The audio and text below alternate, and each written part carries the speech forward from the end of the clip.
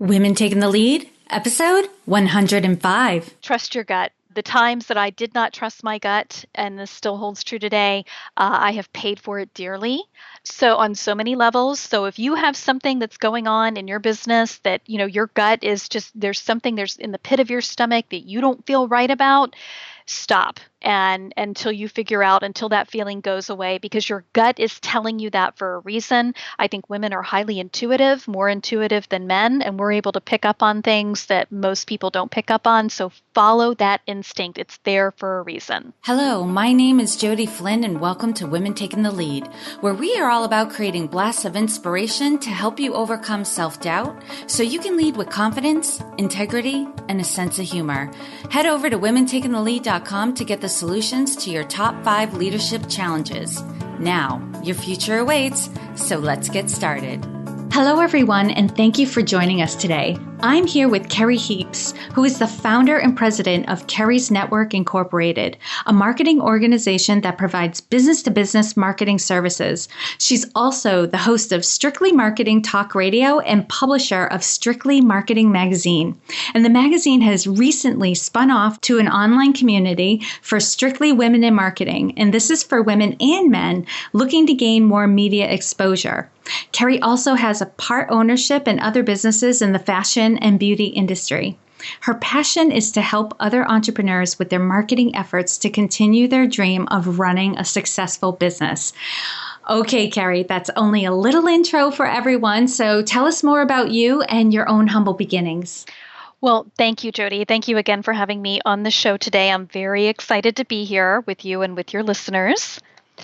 To kind of give you a little bit of background on me, I have a pretty interesting background story about how I started my business and my background as well. So I'm going to kind of start at the very beginning, prior to starting my business. Most people don't know, but I am a former model and actress. I modeled when I was very young, in my late teens, early 20s, and always had an interest in the modeling and acting industry. Worked in that for a couple of years. And after that, I went into working in the corporate arena, where I worked a variety of different jobs. I worked as an executive level admin assistant in the construction industry. I worked as a legal assistant for a law firm. I also worked in a couple of different other type related positions that were in the administrative field. They were all great jobs. They really were. They were still the type of job back then, and I would say so now, that most people, when they get a job like that, they want to keep it. They want to hang on to it, and just a great position. Definitely something that I was very skilled at, very good at, but it was just never the right fit.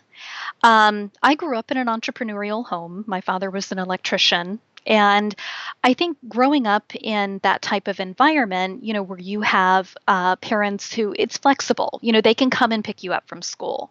They don't have to ask anybody permission to take the day off to spend the day with you, or, to carpool or pick you up. Or if you're sick at school, they can stop what they're doing in the middle of the day and pick you up. So I think growing up in that environment, it really kind of gave me those blinders that I felt that's what, work life should be like. And, when you work in the corporate arena, it's not like that. So I really kind of went from job to job. I started teaching part-time in my mid-20s, modeling and acting classes, which I really enjoyed. And one of the places that I taught at, they had an opening for a sales representative. And a friend of mine said to me, why don't you apply for that? You would be great at it. And I'm like, oh no, I've never done sales. I'm not that kind of person. I don't think I would do well at it. Well, long story short, I did apply for it, and I excelled at it. I did a wonderful job. It was an inside sales position, but it was one of those jobs that it was all commission. So if I didn't sell, I didn't eat. So it really was a great fit. It was selling a product and a service that I really was passionate about. And not long after that, I started realizing, I want to have my own business. I want to have my own agency, do color analysis, color consulting, do something within the modeling industry, teach on my own. Because of course, still, even in a sales related environment, I'm like, I know I have a better way of doing this. So I actually relocated to Orlando for a short period of time.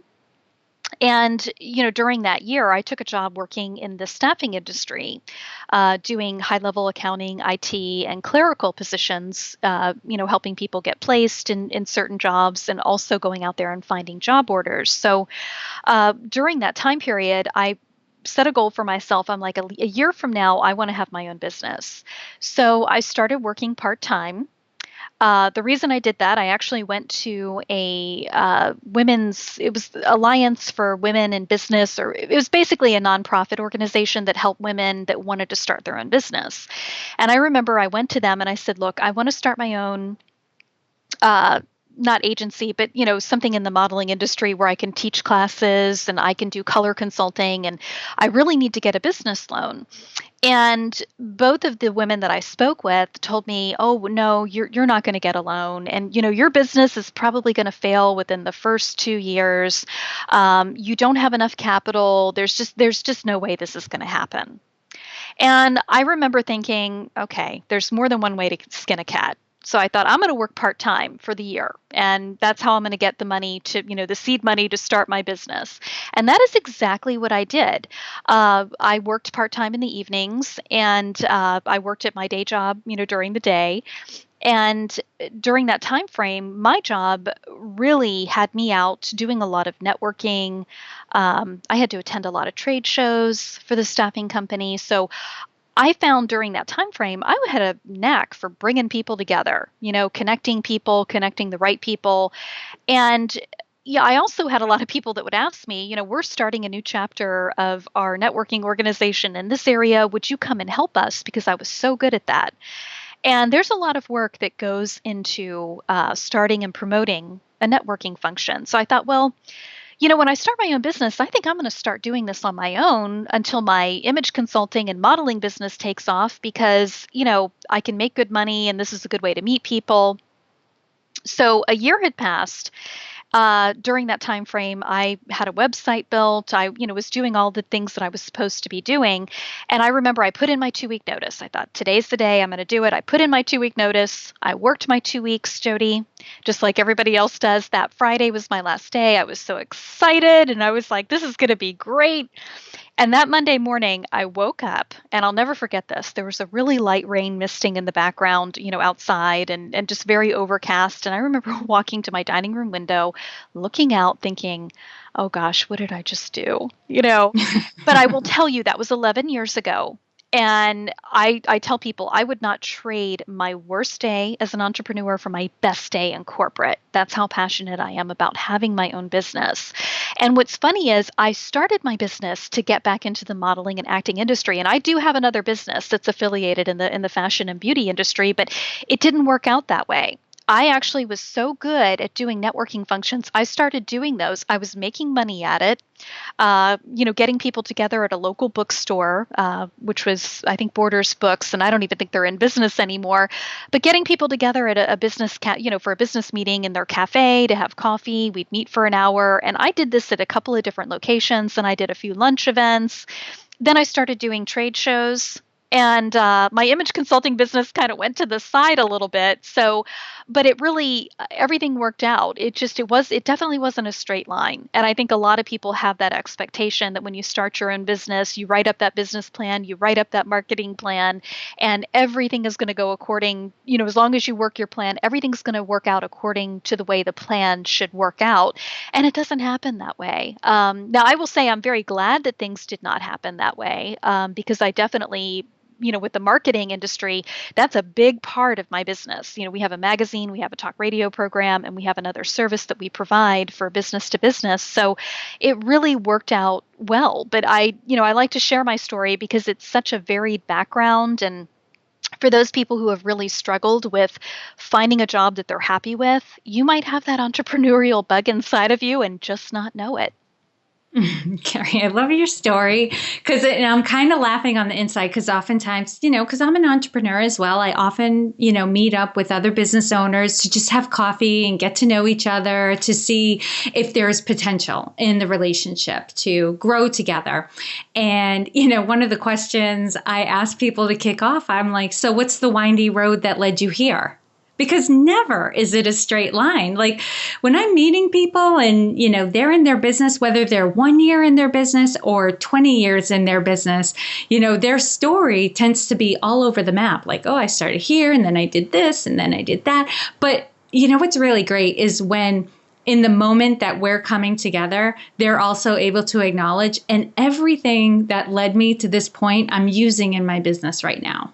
It all makes sense. Absolutely. And like I said, people are like, you really started out to do image consulting. And it's like, yes. And I still have my Omega Image is the name of the other business that I have. And I still work on that. Definitely it's a passion of mine. It's something that I love doing, but I love the marketing part too. I also think a lot of people make that mistake, Jody, of thinking that they have to stick with one thing. And, there are so many different products and services that could be complementing what you do that, don't overlook those. Don't think that, oh, if I got into that, it's this other part is going to suffer. Sometimes it can be the best thing that could possibly happen to you. Absolutely. And Kerry, I'm listening to your story, and especially, we had some time before we hit record to talk, and just hearing your story, you're very articulate, you're very daring, you've gone out there, you've taken risks, and you seem to take it all in stride. And I'm curious, has there been a playing small moment for you? That moment where you've, doubted yourself or undervalued yourself, even for a little while. And if you did, tell us about it, because I'm dying here. I'm like, where is any playing small in this story? Oh, absolutely. I mean, obviously, I've had my business. It'll be 11 years in June. And, as I tell everyone, there are ups and downs when you have your own business. That's another mistake I think people make when they go out on their own. They think, oh, I've left corporate. I'm not going to have any more bad days. I'm not going to, everything's going to be great. And you do have bad days. Absolutely. Do I have bad days? Of course. Will I have more? Yes. As long as I keep the doors open to my business, I will have dips in sales. I'm going to have bad days that and I will tell people this. There have been days I've wanted to shut the doors and say, I'm done with this. But it was just a really, really, really bad day. And one thing that I have learned, that kind of plays into this question that you're asking me is that, I go back to my modeling experience. One of my very first mentors, and she is still a good friend to me to this day. She was on the cover of our February issue of the magazine, Marcia Dahl Falconberry, and she talked about promotions and how that can help your business. But one thing that she taught me years ago that I had to apply to my business, and I think it's vital for anybody else to apply to their business as well, is that, don't know what tomorrow is going to bring. And as an entrepreneur in the beginning years, I would think, I don't know what tomorrow is going to bring. And I would take business that I should have never taken. Okay. I've taken on clients that I should have never taken because of that fear. So something she taught me to do is turn your greatest fear into your greatest thrill. So I just kind of changed my outlook on that to say, I don't know what's going to happen tomorrow. I could get another client. I could sell, some advertising. I could, somebody new is going to come into the business that could be a good employee or a good contractor to work with us. So just changing that mindset and that focus has helped me a lot. Because, when you talk about playing small, and I think so many entrepreneurs do this as well, is that they get to a point where they feel desperate or they feel like I better take this because I don't know, when the next client could come along, and they undervalue themselves and they price low, or they discount to the point where it really hurts them in the long run. And I've done that. And I won't do it again, because what happens is two things that could happen, Jody. Number one is that when you set your prices like that, you have automatically devalued what you do. And you should never do that. And if you have somebody to ask for a discount, or they, if they come out and tell you, I can't afford your product or service, okay, at that point, it changes the playing field. Then you can say, hey, I understand, money's tight. This is what we can do. I would suggest cutting up payments, let them pay half now, half in 30 days. You can always do that, but never lower your prices, because as soon as you do that, you're working harder for your money. one thing that I did in regards to that story early on is I set an hourly rate for myself that I still have today. And it doesn't mean that you have to charge it, but it kind of lets you know if you're spending too much time in one area. Social media is a good example. You put a dollar amount to your time, and when you do your taxes at the end of the year, you're going to see, okay, we basically wasted, $17,000 because I spent, X amount of hours on social media that did not bring in any revenue. So it really helps to put things in perspective if you do that. Yeah, and I love how you pointed out the example of underpricing yourself because for entrepreneurs, I hear this all the time, right? I'm undercharging, people couldn't afford my rates, so I lower them ahead of time so I don't have to. And for people who have a hard time with the sales conversation, they lower the prices so they don't have to feel awkward in those moments, but not just for entrepreneurs, also for, women who are working within organizations. Oftentimes they won't ask for the raise or they'll accept a lower salary. They won't negotiate for it because they're not really present to the value that they bring to the table. And it's so important. I love how you underscored that when you accept a lower rate, you are undervaluing what it is that you do. And it hurts our self-esteem, it hurts our self-image. So we really have to get present to the value that we bring so that we don't lower our value and to other people. And just to add on to that, usually what happens is people get really angry with themselves later on, just like I did, that I did that. And then you get stuck in a relationship where you have to sever ties because once you raise your rates, that person leaves and they should have never been there to begin with. And another thing that it will do is if you have somebody, they got you to lower their rates, they're in control. So this is, usually what happens is they want to dictate how the project is going to go or, how your workflow is going to happen. So never let a client take control of that because all you've done is you've created a job for yourself. You don't have a business, you have a job. And they will tell other people, if they're talking about you that, hey, they do a great job and, this is what she charges, but if you give her a hard time, you can get her down to this amount. And trust me, those types of people, they do huddle together, because anywhere they can get a discount, those people gravitate together. Birds of a feather flock together. And that's very true. So you don't want the people that they're going to refer to you anyway, because they're not going to be willing to pay your price. Spot on right there. All right, Kerry, now share with us a time in your journey when you had a wake-up call, an aha moment. Take us back to that moment and share with us the steps you took that led to your success. Oh, goodness. I've had several wake up moments. I think one of the biggest ones that I had was years ago, because our business has evolved so much over the years. But in the early years, when we were doing events, trade shows, networking events, and we weren't just doing them in Florida, we did them in Alabama, we did them in North Carolina, in DC. We were growing. And what happened is because I had such a successful model, I started to have other people that were spinning off other groups and, trying to kind of lure away my members and just, it really created a lot of competition. And there's nothing wrong with competition if it's healthy, but this was unhealthy competition. And it got to the point where it was getting to me so bad. It was keeping me up at night. It was really bothering me, because my ethics, I would not do something like that. How can I be recruiting people that are doing things of this nature?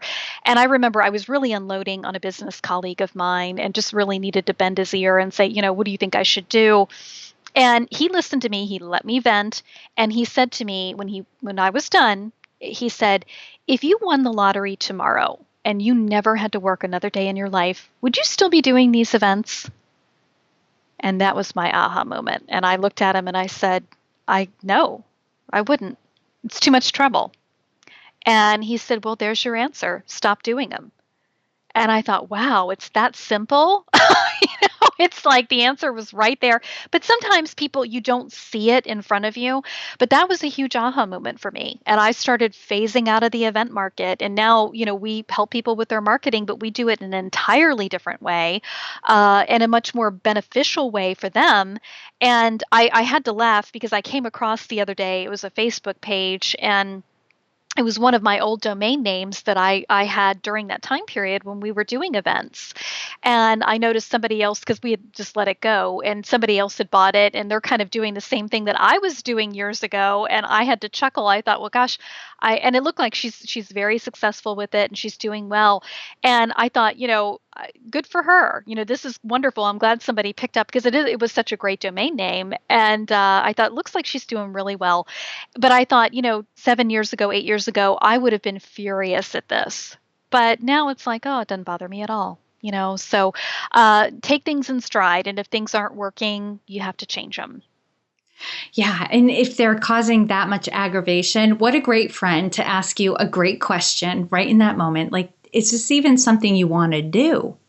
And framing it in a way where you could really think about the question, right? Because oftentimes if we have it in a reality, we frame the question in reality, the answer we give is, well, I have to do this to make money. But when you kind of put it in a more fantastical situation, then we can get honest with ourselves. This isn't something I like doing. And it sounds like this woman is someone who loves putting on those types of events, and good for her, right? We don't have to do it all. We can, there's plenty for everybody, and I can see how you are so much better at marketing and she's better at events, and things worked out exactly the way they were meant to work out. So that's fantastic. Exactly. Fantastic. And Kerry, this is a great segue because, one question I love asking is what your leadership style is, because we're all so different. Now, there are some fundamentals to leadership, right? We need to be good listeners. We need to build relationships, but there are nuances to how we go about that really shape our own style. So how would you describe your leadership style? My leadership style is definitely very different for a woman. I do not sugarcoat anything. I will tell people things that they do not want to hear or necessarily would like to hear, because sometimes when people come to me, they want to bounce off ideas or let me get your opinion. And I'm not going to tell you what I think you want to hear. I'm going to tell you what you need to hear. So I do things very differently. I'm more of a hands-on, get it done type person, and that follows through on my leadership skills. Have I had some people that have been following me that don't follow me anymore because of that? They feel it's too abrasive. Absolutely. But I don't want those people following me anyway, because they're not going to do well on the road that I've paved. So I'm more of a, stand on your own 2 feet type person, get it done, apologize if you need to. I'm sympathetic, but I'm sympathetic for the right reasons. But if I feel like you need a kick, then you're going to get a kick from me. Mm-hmm. Yeah, it's important to know your own leadership style, especially when you're going to be working with other people and hiring a team. So crucial, because you have to find people who can balance you out, but also who can work with you. Absolutely. All right, Kerry, what is one thing that you're working on right now that you're really excited about?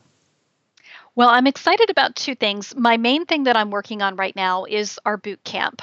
We have come up with a 30-day and also a self-paced publicity boot camp that is virtual. It's online, so anybody from anywhere in the world can attend and be part of the boot camp. Publicity is such a huge part of your marketing efforts. I don't think people realize how crucial a role it actually plays in the decision making for some people to buy from you versus buying from someone else. So we came up with the publicity boot camp. This is specifically for women. Men can join as well, though. We've helped a lot of men, but the reason behind me doing it specifically for women is, over the years, having a magazine and a talk radio program, we've submit queries all the time. And with our queries that we submit to the public and people come back and they apply for the, specific query, I have found that the ratio for women to men is very low. It's typically for every 10 submissions we have, 9 will be male, 1 will be a female. So our goal with that is to get that number even or a little bit above, because for some reason, most women feel intimidated, I think, by the process, or there's a lot of fear that's playing into their decision-making of submitting their information. And I would tell everyone who's listening, don't let fear play a part in this at all. Don't let it hold you back. Mm-hmm. I'm wondering, this just popped into my head, so I'm just going to ask it because I don't know if it's true. Do you feel it's because women just feel an inclination, whether we're raised that way or it's just kind of our makeup, to play supporting roles rather than taking, center stage? It could be playing a role for certain women. Yes, absolutely. The other aspect that I see too, where women, we have a tendency to hurt ourselves in that regard, is that we have a tendency sometimes to talk ourselves out of opportunities. We'll ask a lot of details and, about a certain event that we might want to attend, or even, publicity. I'd like to submit my information to this show, but I don't know if it's going to be a good fit. I don't know if it would be the right time. I don't know, how many people listen. And by doing that, we actually talk ourselves out of opportunities. And I do find that more women have a tendency to do that, rather than if ask a man to do something. Do you want to be on the show? Yeah. And it's done and it's over with. They're not asking any questions. So I think sometimes our ability to ask too many questions, in some regard, it hurts us in regards to ourselves and promoting ourselves. Yes. I have a friend who took this quote from another person, but she says it so often. I attribute it to her, but she'll say to me every now and again, the answer to how is yes. Exactly. And I would agree with that wholeheartedly. Right. When the opportunity presents itself and you're wondering how you're going to do it, then you need to say yes first and then figure it out. I love it. I do too. I love it. That's a great All quote. right, all right, Kerry. Now I'm going to do a quick leadership roundup. So tell us, what is one practice that helps to make you a better leader? One practice that I do, I would say listening. I do have a team of people, and I would say that listening is a huge key in being a good leader. You need to listen to your people, listen to what their problems are, where they're having the most trouble, try to help them figure things out. And listening is a big area. So I'm gonna push you a little bit more because I want you to break this down because I think there's gold to be found here. How do you work on becoming a better listener? Well, two things, and I like to talk, so this has been a challenge for me. But first comes first is to be quiet. If you have to talk to a team member, you need to do it one-on-one. Do it away from the office. I think if you are one-on-one in the office, there's too many interruptions, too many things that could be not happening. Go to lunch, go have coffee, get out of the office, even if you take a walk outside, just to really be able to listen to them. The other thing is to take notes of what they're saying, because sometimes, if somebody has to get a lot of things off their chest, or if they are really struggling, there's always an underlying reason, and sometimes you can miss a point. So it always is very good to take detailed notes. And if you do that, I find that it actually improves your listening skills. And then I think the last thing would be is just to be open. What do I mean by that? Is do not prejudge. Don't assume that you know what the problem is, or assume what you think is contributing to it, because it could be something entirely different that you're not even picking up on. So be open, have an open mind. I love that. Thank you for going there. And Kerry, what is one book that you would recommend to another woman to help her develop her leadership? I have read a lot of leadership books over the years, and really honest, and they're all great. One that I do recommend to people is How to Win Friends and Influence People by Dale Carnegie. That's probably by far still the best leadership book out there. Yeah, so great, so classic and so basic, written, 60, 70 years ago? Yeah. And still holds true today. Love it. And Kerry, what advice would you give your younger self? Trust your gut. The times that I did not trust my gut, and this still holds true today, I have paid for it dearly.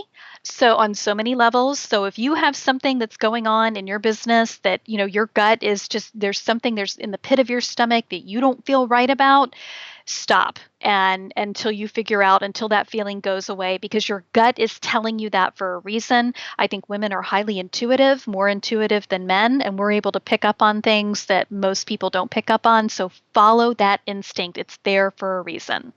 Mm. And now share with us a quote or a mantra and why it has meaning for you. The quote that I typically live by, and it's not grammatically correct, so I will apologize for that, but it's not mine, so I can't, it's not my fault. But You can't correct it. exactly. Well, actually, and that is the actual quote. If it ain't broke, don't fix it.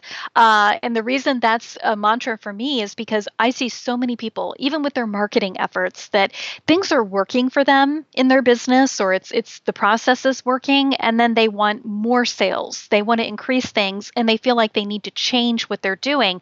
And that just simply isn't the case. All you have to really do is increase the amount of time that you're spending on that particular activity.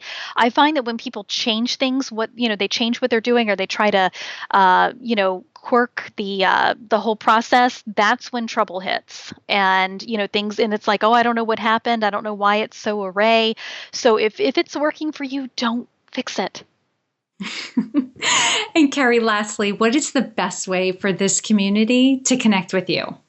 The best way for them to connect is on our website. If you go to strictlymarketingmagazine.com, and you can actually look at the magazine as on the site. We have an online blog with tons of free content on marketing, on advertising, public relations, getting publicity. There's lots of free information in the blog. You can subscribe to the magazine on there as well. You can also listen to our talk radio program right from the site, and any of the events that we have coming up, virtual events, boot camps, publicity boot camps, are also on that page as well on the events tab. So that's the best way to reach out to us. We do have a contact us page where you can fill out that form, and we'd be happy to get back with you as soon as we can. I love it. And for those of you listening, I know you guys are out and about doing stuff, so you can find all the links and resources shared in this episode at womentakingthelead.com, or you can use the short link, which is womentl.com. Kerry, thank you so much for taking the time to inspire and enlighten us. We are all better for having met you. Well, thank you so much, Jody. It was such an honor to be on the program, and just so glad I was able to spend time today with you and your listening audience. Thank you for joining me on Women Taking the Lead. Were you inspired to take some action today, but maybe don't know where to start? Or maybe you have so many great ideas you can't decide where to focus your attention. Don't let stress or overwhelm stop you from having the career, the business, or the life you want to live. Head over to womentakingthelead.com/coaching, or use the short link womentl.com/coaching to sign up for a consultation with me. And to strengthen you on your leadership journey, I'd like to send you off with a quote from Marianne Williamson, so here goes. Our deepest fear is not that we are inadequate. Our deepest fear is that we are powerful beyond measure. It is our light, not our darkness, that most frightens us. We ask ourselves, who am I to be brilliant, gorgeous, talented, fabulous? Actually, who are you not to be? You are a child of God. Your playing small does not serve the world. There is nothing enlightened about shrinking so that other people won't feel insecure around you. We are all meant to shine as children do. We were born to make manifest the glory of God that is within us. It's not just in some of us, it's in everyone. And as we let our own light shine, we unconsciously give other people permission to do the same. As we are liberated from our own fear, our presence automatically liberates others. Again, thank you for joining me, and here's to your success.